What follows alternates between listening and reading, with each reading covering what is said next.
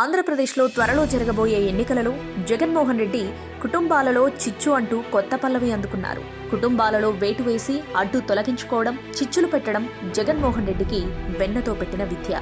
ఆంధ్రప్రదేశ్లో వచ్చే ఎన్నికలలో ఎమ్మెల్యే టికెట్ల మార్పు ద్వారా జగన్మోహన్ రెడ్డి ఆయా అభ్యర్థుల కుటుంబాలలో చిచ్చులు పెడుతున్నారు.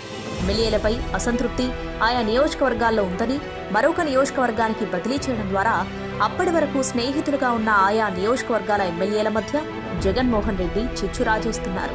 విజయవాడలో వెల్లంపల్లి శ్రీనివాసులు విజయవాడ సెంట్రల్ నియోజకవర్గానికి ఇన్ఛార్జిగా నియమించి మల్లాది విష్ణుకు మొండిచేయి చూపించారు. ఈ ప్రకటనతో ఒకే ప్రాంతంలో పాలు నీళ్లలా కలిసి తిరిగిన వెల్లంపల్లి శ్రీనివాస్, మల్లాది విష్ణుల మధ్య చిచ్చు రేగుతాయి. మీ పిల్లలు ఇంటర్మీడియట్ మరియు ఎంసెట్ చదువుతూ సబ్జెక్ట్స్ లో కన్ఫ్యూజ్ అవుతున్నారా? కాన్ఫిడెన్స్ లెవెల్ తక్కువగా ఉందా? రిపీటెడ్ మిస్టేక్స్ చేస్తున్నారా? అయితే మీకోసమే ఉంది Rise app. 1 lakh question bank, performance analysis, online classes by experts, ఇంకా మరెన్నో ఫీచర్స్ తో మీ ముందుకొచ్చింది Rise the perfect guide. Description లో ఉన్న లింకును ఉపయోగించి సబ్స్క్రైబ్ అవ్వండి.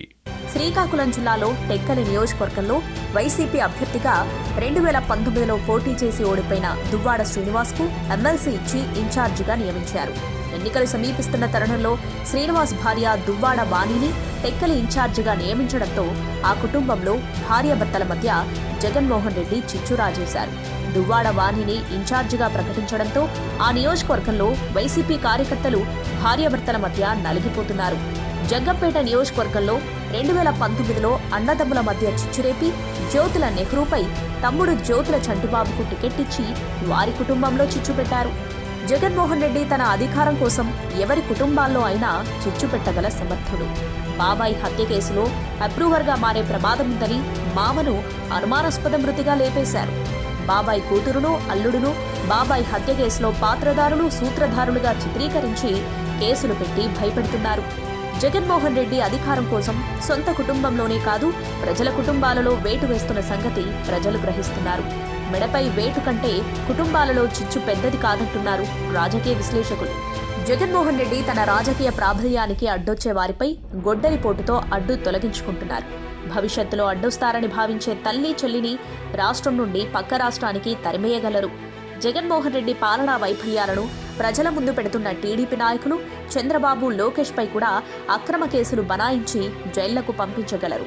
ప్రాథమిక ఆధారాలు కూడా లేని కొన్ని ఫిర్యాదులను తన అనుచర వర్గంతో ఇప్పించి దేశంలోనే ఎక్కడా లేని విధంగా ప్రధాన ప్రతిపక్ష నాయకుణ్ణి జైలుకు పంపించి ప్రతిపక్షాలను నిర్వీర్యం చేయడమే లక్ష్యంగా జగన్ పాలన సాగుతుంటాయి. జగన్మోహన్ రెడ్డి చెప్పేవి శ్రీరంగ నీతులు, దూరేవి దొమ్మర గుడిసెలు సామెతలా ఉంటాయి. ప్రతిపక్ష పార్టీల ఎమ్మెల్యేలను తీసుకుంటే ఆ పార్టీలో గెలిచిన పదవులను వదులుకుంటే తప్ప తీసుకోను అని శ్రీరంగ నీతులు చెప్పారు జగన్మోహన్ రెడ్డి. వైసీపీ అధికారం చేపట్టాక 4 టీడీపీ ఎమ్మెల్యేలను రాజీనామాలు చేయకుండానే నిస్సిగ్గుగా వైసీపీలో చేర్చుకున్నారు.